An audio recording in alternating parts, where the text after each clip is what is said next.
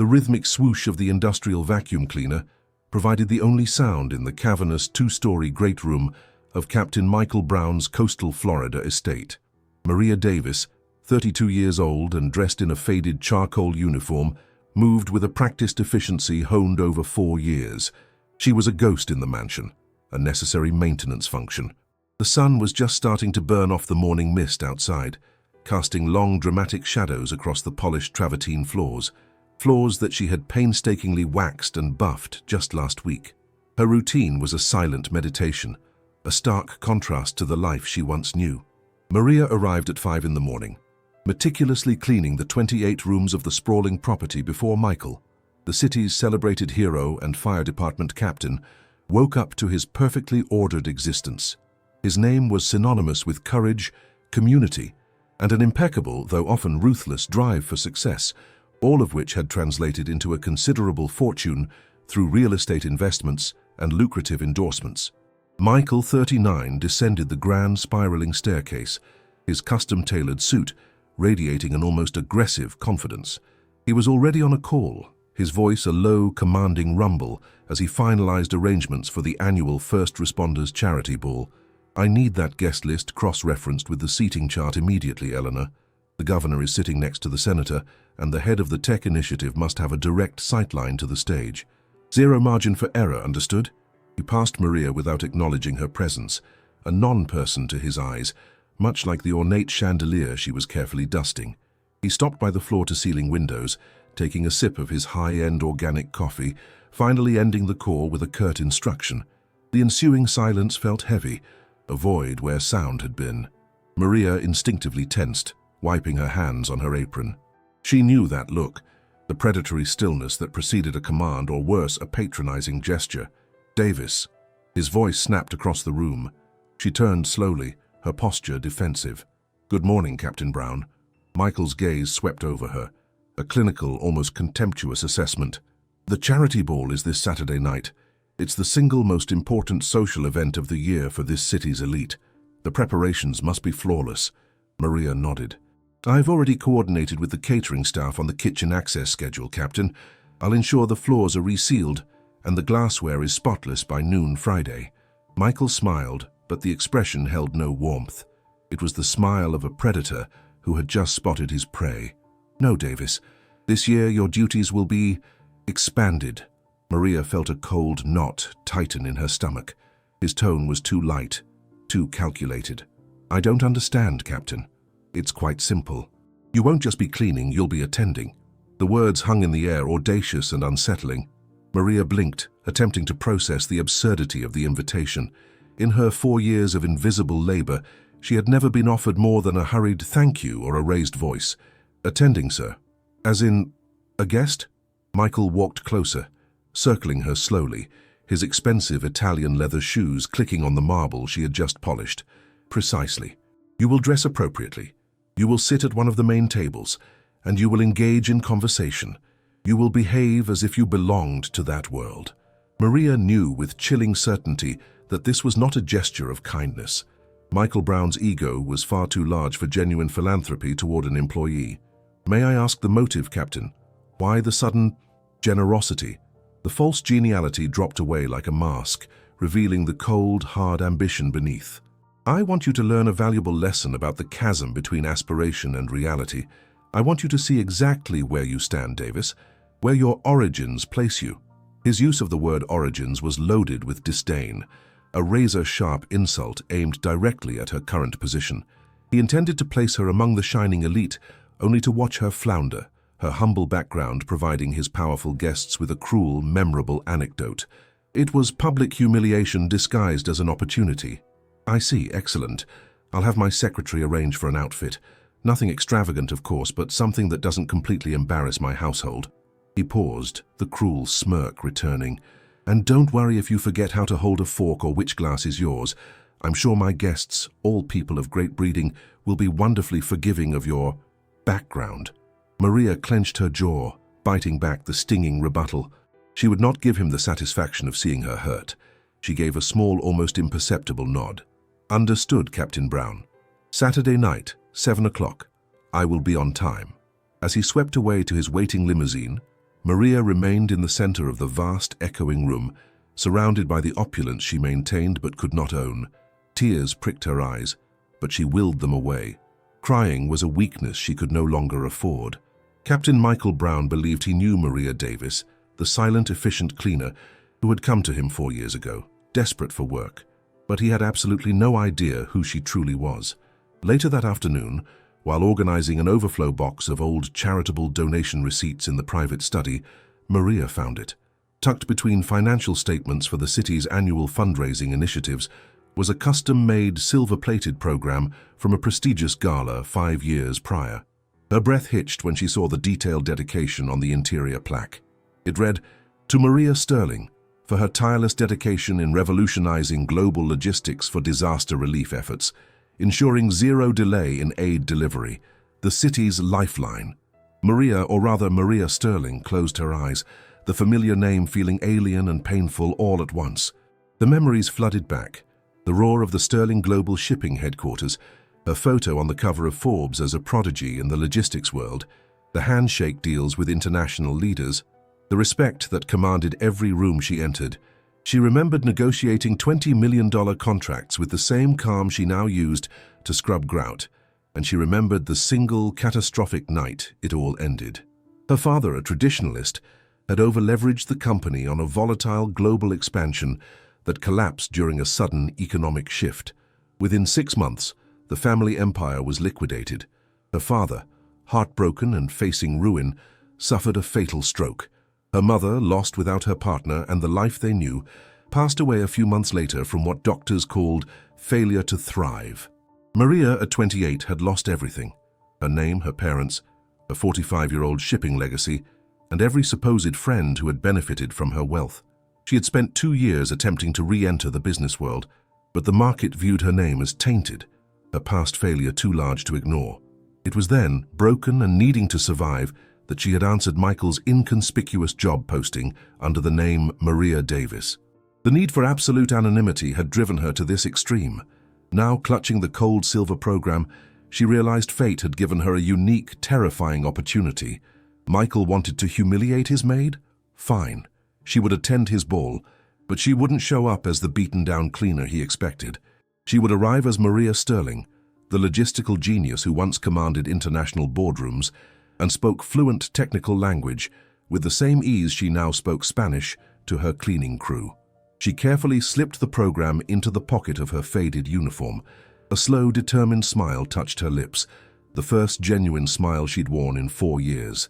Captain Michael Brown had invited a maid to his party, but he was about to face the hurricane that was Maria Sterling.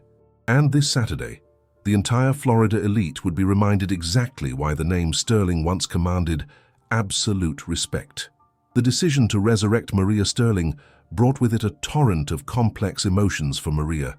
There was a thrill of defiance, a spark of the old ambition, but also a profound fear of vulnerability. 4 years of anonymity had been a shield, a comfortable cloak against the judging eyes of a world that had once worshipped and then discarded her.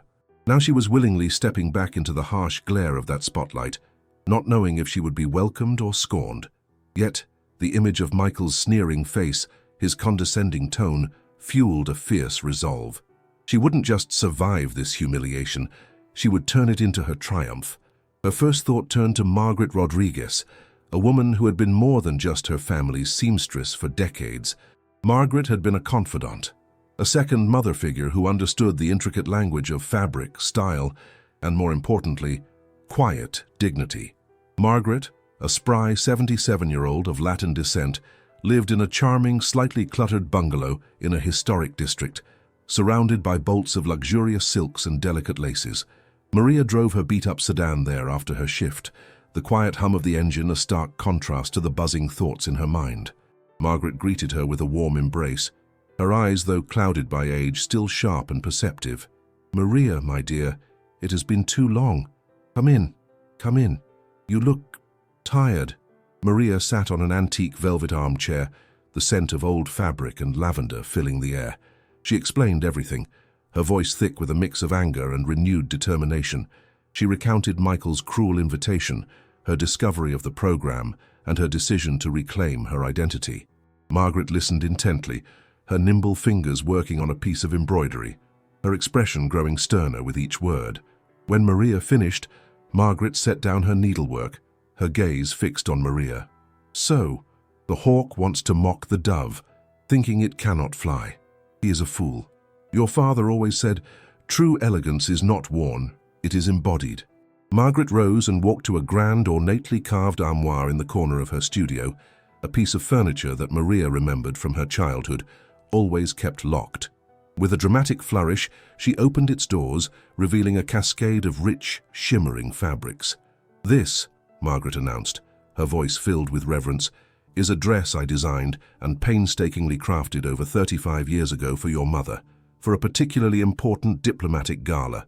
It was her favorite, never worn more than a handful of times. Pure crimson silk charmeuse, hand-embroidered with minuscule silver beads along the neckline and cuffs. It speaks of power, grace, and an undeniable presence." Maria gasped. The dress was a masterpiece, flowing like liquid fire, the silver embellishments catching the light like scattered starlight. It was timeless, utterly breathtaking. "Margaret, it's magnificent, but I couldn't possibly. It was Mother's." Margaret waved a dismissive hand. "Nonsense. Your mother would have wanted you to wear it. It's meant for a queen, and you, my dear Maria, were always destined for a crown, even if you spent a few years cleaning others' castles." She then produced a delicate silver locket, intricately engraved with the Sterling family crest, and matching earrings nestled in a velvet box. "These were also your mother's. They carry the weight of your lineage. They will remind you who you are." Over the next 2 days, Maria underwent a metamorphosis. Margaret worked tirelessly, making minor adjustments to the dress, ensuring it fit Maria's frame with exquisite precision. They talked for hours, revisiting old memories, and Margaret, with her sagely wisdom, helped Maria shed the skin of Maria Davis and re-embrace the formidable spirit of Maria Sterling. Margaret refused any payment, simply stating, "Seeing you rise again, Mija, that is my payment. Show them what a Sterling truly is." The night of the First Responders Charity Ball arrived, bathed in the soft glow of a full moon. Captain Michael Brown's estate glittered with thousands of fairy lights, its manicured lawns bustling with valets and security personnel. Limousines and luxury cars lined the winding driveway, depositing the city's most influential figures onto the red carpet. Inside, the grand ballroom was a symphony of glittering chandeliers, hushed conversations, and the clinking of crystal glasses.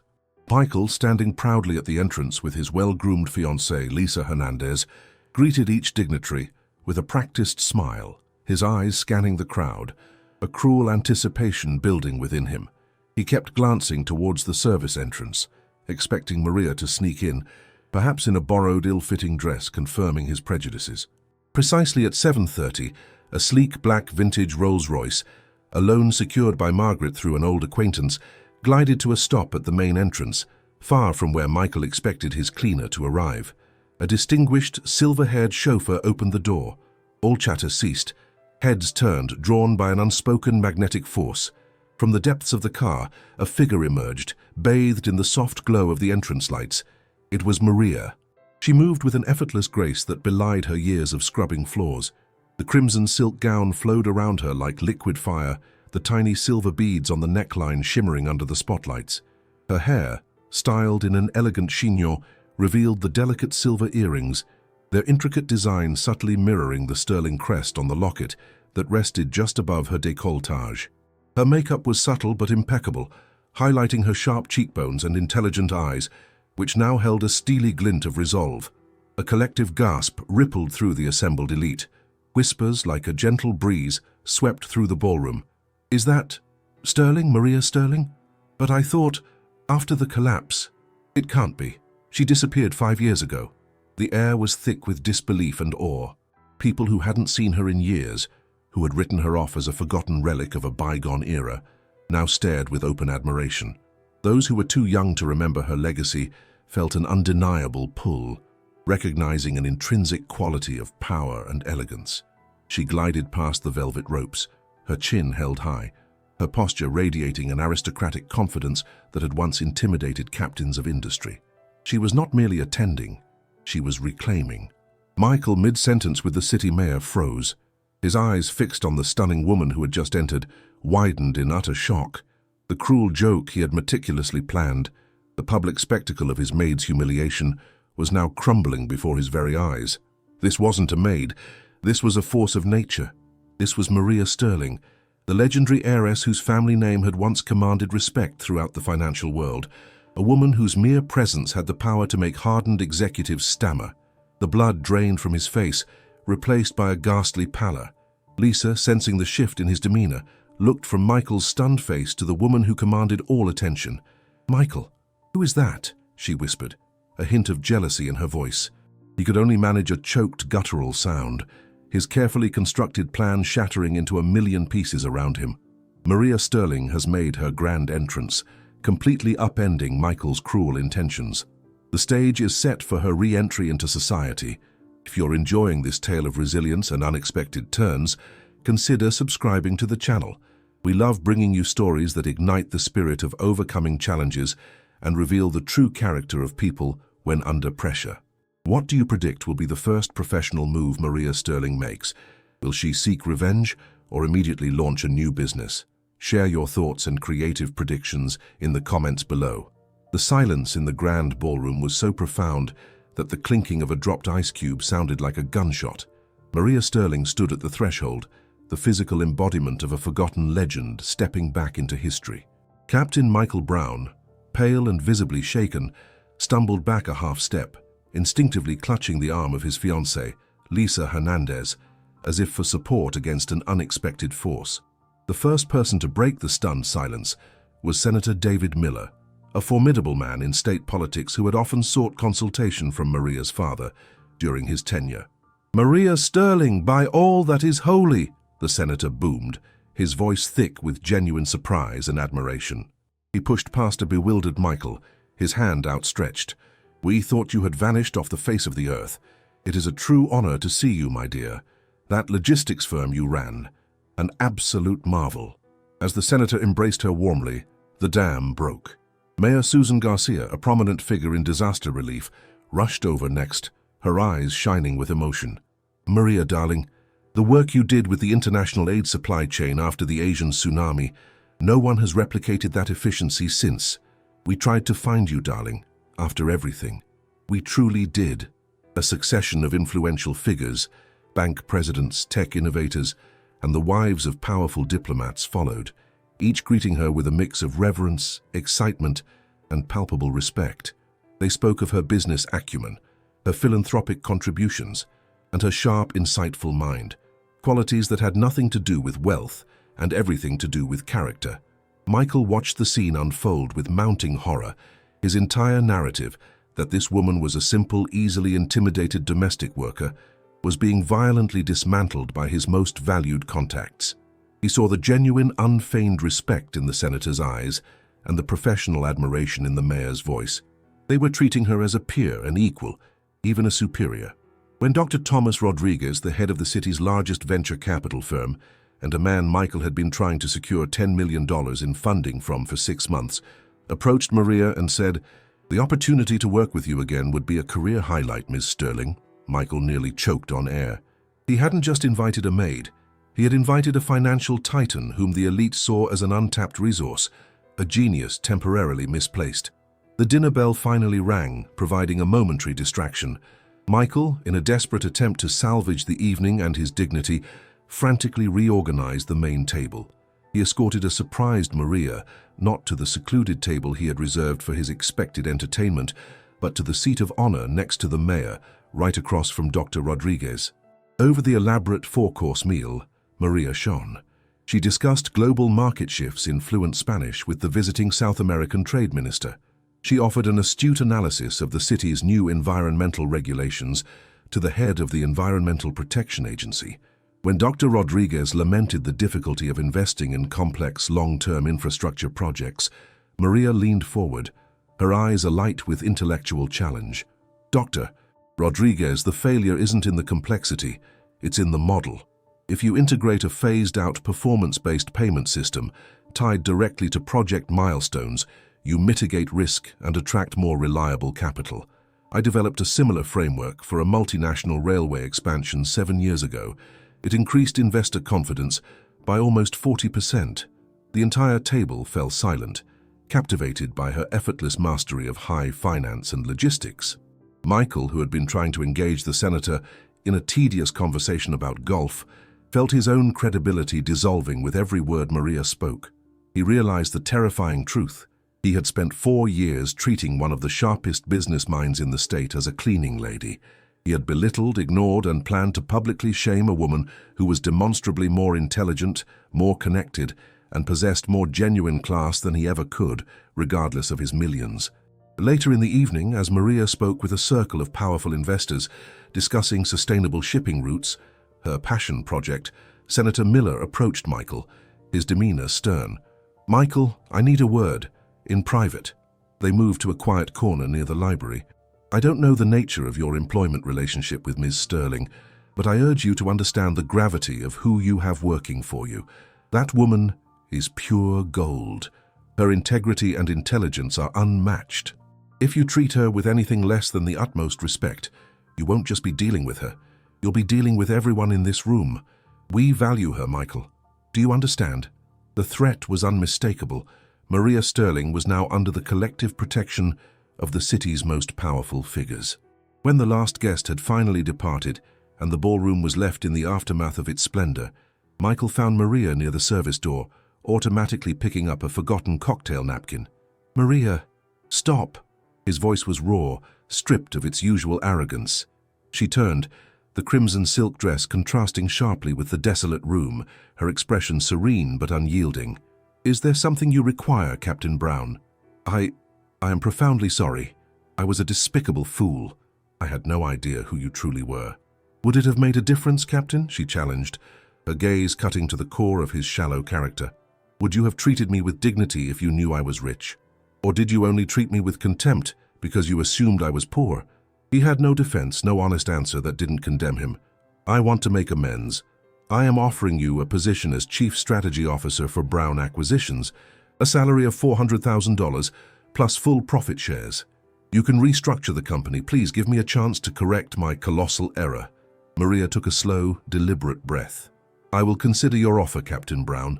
Not out of gratitude, and certainly not because I need your approval. If I accept, it will be on my terms, and the first term will be absolute, unequivocal respect for every person who enters this house, regardless of their uniform or title." She then walked toward the servants' staircase, pausing just as she reached the first step. "You learned a great deal about Maria Sterling tonight, Captain. I hope you also learned something about the kind of man Michael Brown truly is."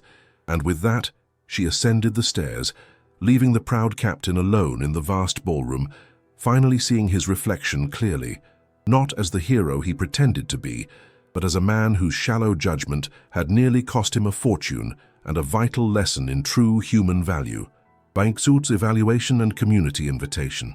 The script successfully mirrors the narrative structure of the original transcript across the 3 blocks: introduction of conflict, emotional deepening, turning point, climax, resolution, using the randomly selected names from the provided file. Reused content score from 1 to 10 to 10. The foundational structure is identical, but all details, character names, ages, financial amounts, professional focus, and specific dialogue have been recreated to minimize reuse. The core theme remains, but the content is original. Potential to go viral. Yes, no plus justification. Yes. The story delivers a highly satisfying moment of comeuppance and empowerment. The professional focus on logistics and venture capital adds a layer of depth and credibility to Maria Sterling's character, making her ultimate triumph feel well-earned and highly relevant to modern business narratives.